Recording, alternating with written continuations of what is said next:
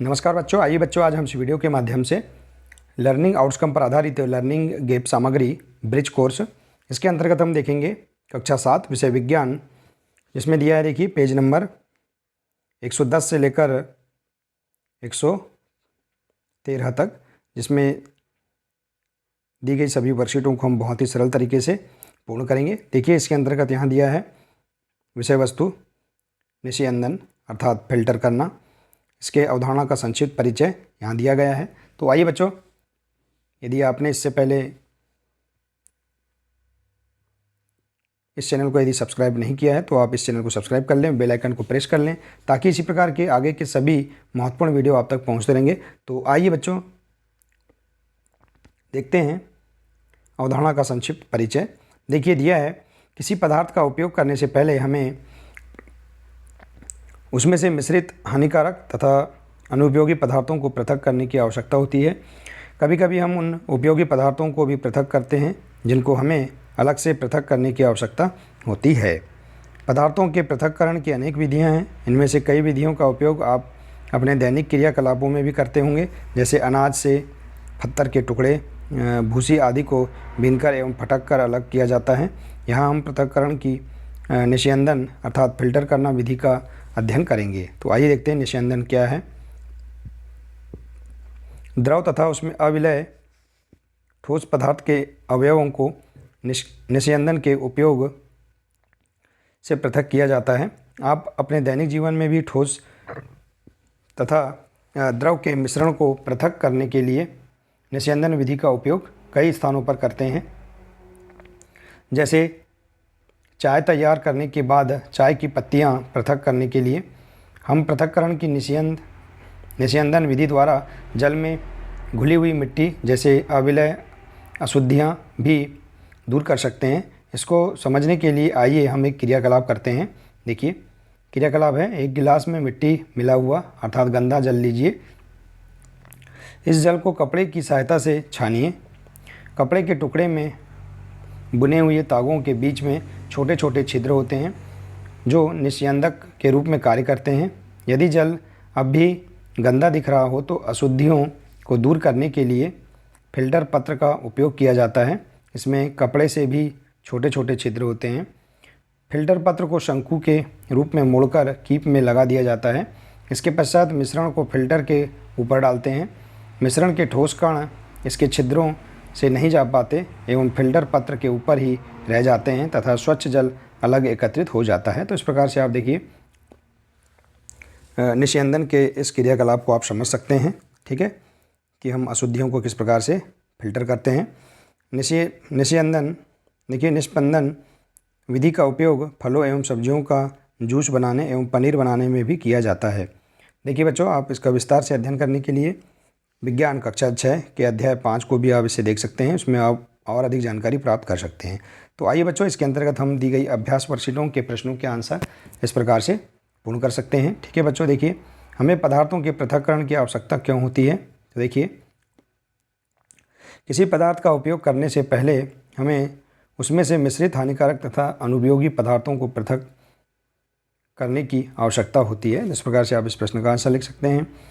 इसी प्रकार से अगला प्रश्न है, निस्यंदन से क्या अभिप्राय है या आप क्या समझते हैं। तो देखिए जब किसी द्रव में अविलय ठोस अशुद्धि उपस्थित होती है तो उसे फिल्टर पेपर की सहायता से पृथक करने की प्रक्रिया को निस्यंदन कहते हैं।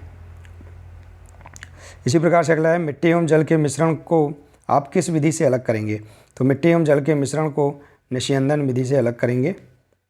इसी प्रकार से है, पृथक्करण की निस्यंदन विधि में फिल्टर पत्र का उपयोग किस प्रकार किया जाता है।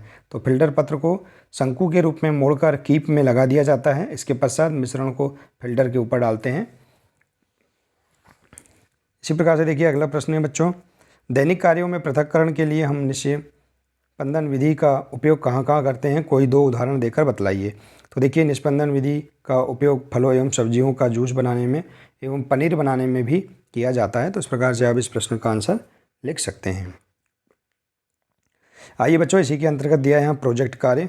घर के किसी बड़े सदस्य की सहायता से चाय बनाने एवं निस्यंदन विधि का उपयोग कर चाय में से उसके अविलय ठोस पदार्थों को पृथक कीजिए। तो देखिए आप यहाँ पर यह प्रोजेक्ट कार्य अपने घर में तैयार कर सकते हैं। ठीक है बच्चों, आइए इसी के अंतर्गत देखते हैं। साधारण कागज़ से कोन बनाकर यहाँ चिपकाइए। देखिए साधारण कागज़ से आप इस प्रकार से कोन बनाकर आप चिपका सकते हैं। देखिए इसी प्रकार से दिया। देखिए बच्चों स्व आकलन, इससे संबंधित यहाँ प्रश्न दिए हैं। देखिए प्रश्न है निम्नलिखित में से सत्य असत्य छांटिए। दिया है दूध एवं जल के मिश्रण को निस्यंदन द्वारा पृथक कर सकते हैं। तो देखिए दूध एवं जल के मिश्रण को निस्यंदन द्वारा पृथक नहीं कर सकते हैं, तो यह असत्य है। दूध से पनीर बनाने के लिए निस्यंदन विधि का प्रयोग किया जाता है, तो सत्य। इसी प्रकार से देखिए अनाज से कंकड़ पृथक करने के लिए फिल्टर पत्र का प्रयोग किया जाता है, असत्य। फिल्टर पत्र के छिद्र कपड़े के तागों के बीच बने छिद्रों से भी छोटे होते हैं, तो ये सत्य है। और अगला है द्रव एवं उसमें अविलय ठोस पदार्थों के अवयवों को निस्यंदन द्वारा पृथक किया जाता है, सत्य। तो इस प्रकार से आप यहाँ सत्य असत्य पूर्ण कर सकते हैं। इसी के अंतर्गत है अगला प्रश्न, आप पृथक्करण की और कौन कौन सी विधियों को जानते हैं, नाम लिखिए। तो देखिए पृथक्करण की विधियाँ हैं निस्यंदन, निष्पादन, हस्त चयन, वाष्पीकरण इत्यादि पृथक्करण की विधियाँ हैं। और भी अन्य विधियाँ हैं, आप पता करके लिख सकते हैं। ठीक है बच्चों, इसी प्रकार से देखिए निस्यंदन की प्रक्रिया का चित्र बनाइए। तो देखिए बच्चों आप यहाँ पर जो चित्र दिया है इस चित्र को बना सकते हैं। देखिए ये जो चित्र है निस्यंदन की विधि का, तो इसे आप बना सकते हैं। ठीक है बच्चों, आइए इसी प्रकार से देखिए अगला प्रश्न है, किसी कपड़े पर दूध को उड़ेलते हैं तो कपड़े पर मलाई रह जाती है, पृथक्करण की इस प्रक्रिया को क्या कहते हैं, निस्यंदन कहते हैं।